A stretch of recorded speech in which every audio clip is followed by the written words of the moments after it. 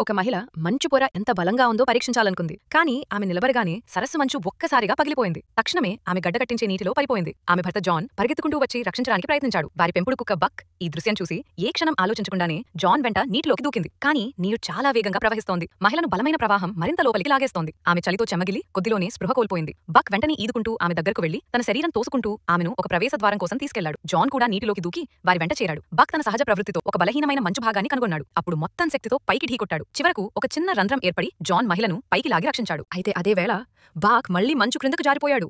John గుండె ఆగినట్టయింది. అతను మంచుపై తిరుగుతూ చేతిలో ఉన్న కత్తితో పగులగొట్టడానికి ప్రయత్నించాడు. కాని మంచు చాలా గట్టి, అది పనిచేయలేదు. అతను నిస్సహాయంగా కేకలు వేస్తూ నిలబడినప్పుడే ఒక మరక తొడుగు ఎక్కడ్నుంచో ఎగిరి అతని ముందు పడింది. జాన్ ఏ ఆలోచన చేయకుండానే దాన్ని పట్టుకుని పూర్తి శక్తితో మంచును కొట్టడం ప్రారంభించాడు. ఒక్కసారిగా వెనక నుండి చిన్న శబ్దం వినిపించింది. అతను తిరిగి చూసేసరికి బాక్ సజీవంగా మంచు రంధ్రం నుంచి బయటికొచ్చి తన వైపు వస్తున్నాడు. జాన్ కన్నీళ్లతో బాక్ని ఎత్తుకుని కౌగిలించుకున్నాడు. ప్రాణాలు దక్కిన ఆనందం మాటల్లో చెప్పలేనిది.